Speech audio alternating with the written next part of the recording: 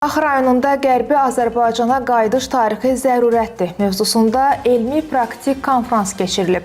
Qərbi Azərbaycan İcması İdarə Heyətinin üzvü, Keşişkənd rayon icmasının sədri, professor Mahirə Nağıqızı konfransın qaxta keçirilməsinin önəmini və elmi-praktiki xarakter daşımasını xüsusilə vurğulayıb.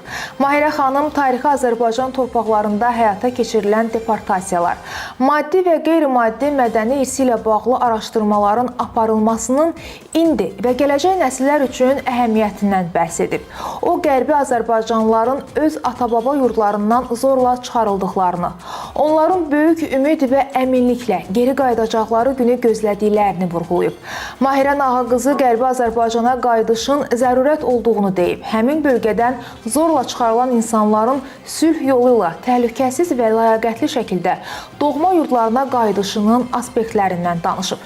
Qeyd edək ki, Qərbi Azərbaycan İcması İdarə Heyətinin üzvü Mahirə Nağıqızının dəvəti ilə Monitoring TV-nin çəkiliş qrupu da tədbirdə iştirak edib.